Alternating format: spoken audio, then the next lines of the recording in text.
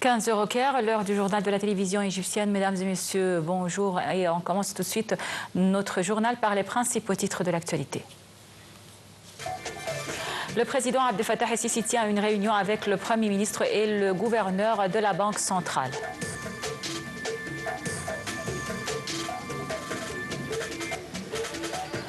Le Premier ministre, Dr Moustapha Madbouli, inaugure la nouvelle usine de la société SE Wiring Systems Egypt, filiale de Sumitomo Electric Systems Europe.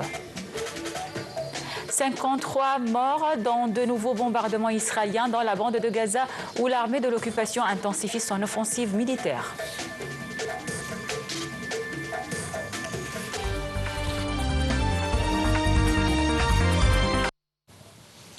À la une de l'actualité, c'est le président Abdel Fattah el-Sisi qui a enjoint de poursuivre le travail intensif pour assurer les conditions indispensables pour l'attraction des investissements étrangers et l'autonomisation du secteur privé, et ce en modifiant la structure législative et réglementaire et en lançant des initiatives encourageantes.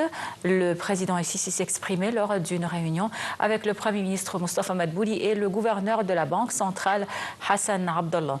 La réunion était axée sur les indicateurs macroéconomiques, sur les efforts du gouvernement visant à renforcer la performance du secteur bancaire, sur les indicateurs des réserves de change de l'État et les efforts déployés pour faire baisser le taux de l'inflation.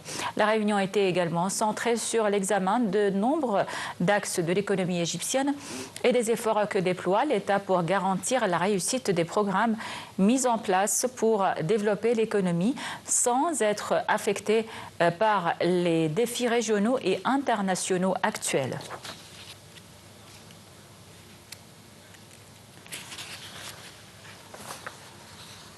Le Premier ministre, Dr Moustapha Madbouli, a inauguré la nouvelle usine de la société SE Wiring Systems Egypt, filiale de Sumitomo Electric Systems Europe, dans la zone industrielle ouest de la ville du Dir Ramadan. Les détails dans ce commentaire. Le Premier ministre Dr Moustapha Madbouli a inauguré officiellement la nouvelle usine de la société SE Wiring Systems Egypt, filiale de Sumitomo Electric Systems Europe, dans la zone industrielle ouest de la cité du Dir Ramadan. D'une superficie de 150 000 m², ce site représente un investissement initial de 22 millions d'euros, avec une extension prévue de 8 millions d'euros supplémentaires dans l'année à venir. Ce projet s'inscrit dans le cadre de la stratégie nationale visant à attirer les investissements étrangers directs et à renforcer la position de l'Égypte comme plateforme industrielle régionale. L'usine est spécialisée dans la fabrication de faisceaux de câbles pour l'industrie automobile et vise une exportation à 100% vers les marchés européens et moyen-orientaux. À pleine capacité, elle devrait générer jusqu'à 3 000 emplois directs avec des perspectives d'atteindre 10 000 postes dans les phases ultérieures. Ce nouveau complexe industriel comprendra également un centre de formation de pointe destiné à perfectionner les compétences de la main-d'œuvre locale selon les standards technologiques japonais. Ce projet vient s'ajouter aux autres implantations de Sumitomo en Égypte, notamment 5 usines à Port Saïd et 2 à la cité du 6 octobre, qui exportent collectivement pour plus de 250 millions d'euros par an vers des pays comme le Royaume-Uni, la France, la Turquie, l'Italie, la Russie, la République tchèque et la Slovaquie. L'inauguration de cette usine marque une nouvelle étape dans le partenariat industriel entre l'Égypte et le Japon et constitue un modèle de réussite en matière de transfert de technologie, de création d'emplois. La diffusion israélienne a rapporté que le Premier ministre Benjamin Netanyahu envisage de retirer sa délégation de Doha s'il n'y a pas de progrès dans les négociations avec le mouvement Hamas. De son côté, le Premier ministre qatari a considéré l'escalade des opérations israéliennes à Gaza comme un acte agressif qui sape les efforts de paix dans la bande de Gaza après la libération par le Hamas de l'otage américain israélien Edan Alexander. La défense civile de la bande de Gaza a fait état de la mort de 53 personnes dans de nouveaux bombardements sur le petit territoire palestinien en guerre où l'armée israélienne intensifie son offensive militaire. Le porte-parole de cette organisation de premier secours a déclaré que les équipes de la défense civile ont transféré vers des hôpitaux.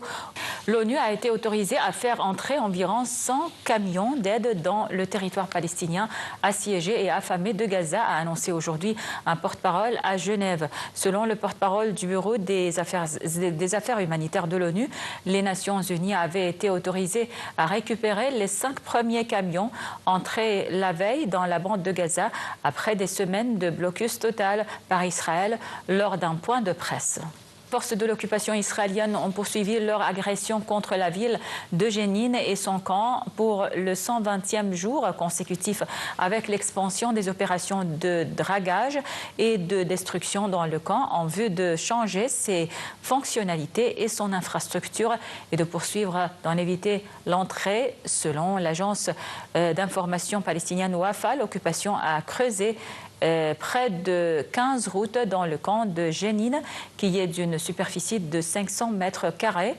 Entre-temps, les forces de l'occupation ont envahi le camp de Askar dans l'est de Naplouse et ont fermé l'entrée d'un village dans le nord de Ramallah. Au Yémen, les Houthis ont annoncé qu'ils allaient mettre en place un blocus naval de Haïfa, le principal port israélien, prévenant que les navires s'y rendant seraient désormais des cibles.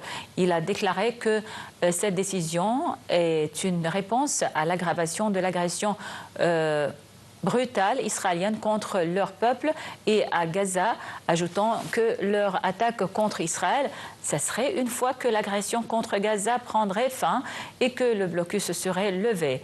Les Houthis tirent régulièrement des missiles et des drones sur Israël depuis que la guerre de Gaza a éclaté en octobre 2023.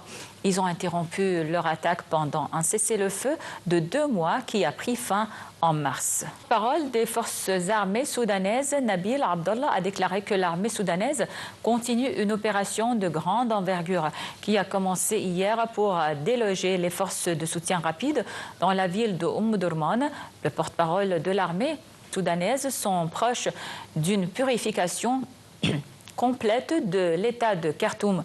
Il a ajouté que les forces soudanaises écrivent depuis hier et aujourd'hui des moments glorieux dans le livre de l'histoire nationale et continuent de jour comme de nuit à démolir les repères des milices criminelles. Le guide suprême iranien, l'ayatollah Ali Khamenei, a fait part aujourd'hui de son scepticisme quant à l'issue des pourparlers sur le nucléaire en cours entre l'Iran et les États-Unis.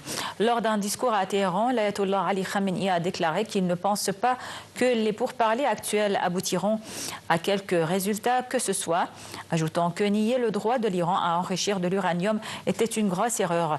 L'Iran et les États-Unis, ennemis depuis 4 décennies, ont entamé le 12 avril, sous médiation du sultanat d'Oman, d'importants pourparlers sur l'épineux dossier du nucléaire iranien.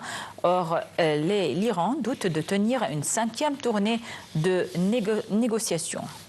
Le président américain Donald Trump a affirmé que la Russie et l'Ukraine allaient démarrer immédiatement des négociations en vue d'un cessez-le-feu après son appel avec son homologue russe Vladimir Poutine hier, lequel n'a cependant pas consenti à un arrêt des combats sans condition comme réclamé par Washington et Kiev.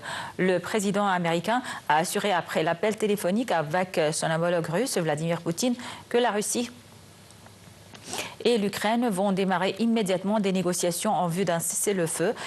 Le président taïwanais Lai Ching-te a affirmé que l'archipel était disposé à communiquer et coopérer avec la Chine d'égal à égal, mais devait dans le même temps se préparer à la guerre afin de l'éviter. La Chine a déjà refusé des propositions similaires d'échange venant de M. Lai, que Pékin a qualifiés de dangereux, séparatistes.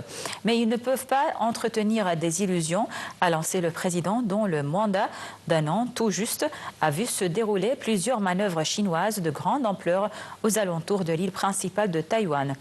Le président a affirmé que son gouvernement souhaitait renforcer la coopération entre les partis politiques et que son équipe chargée de la sécurité nationale allait commencer à convier l'opposition à des réunions sur la sécurité nationale. La Commission européenne a nettement abaissé hier ses prévisions de croissance pour cette année et la suivante dans la zone euro en intégrant l'impact des taxes douanières de Donald Trump sur sa santé économique déjà fragile. Les détails dans ce compte-rendu. L'exécutif bruxellois table désormais sur une progression du produit intérieur brut, le PIB, de seulement 0,9% en 2025 et de 1,4% en 2026 pour les 20 pays partageant la monnaie unique. Bruxelles s'aligne ainsi sur le pronostic de la Banque centrale européenne et de nombreux autres experts en prenant acte de l'affaiblissement des perspectives du commerce mondial et l'incertitude accrue entourant les politiques commerciales. L'Europe reste enlisée dans une quasi-stagnation depuis fin 2022 à cause de la hausse des coûts de l'énergie consécutive à la guerre de l'Ukraine par la Russie qui pénalise son industrie. Elle est à la traîne dans les technologies numériques. Bruxelles la voit ralentir encore à 2,1% cette année dans la zone euro, en ligne avec l'objectif de la BCE. Les taxes douanières de Trump ont jeté un coup de froid sur la conjoncture mondiale. Elles devraient réduire les flux commerciaux, ronger les bénéfices des multinationales, tandis que l'incertitude érode la confiance des entrepreneurs et retarde leurs projets d'investissement. Voilà, donc c'était tout pour le journal. Merci pour votre attention et bonne suite de programmes sur la télévision égyptienne.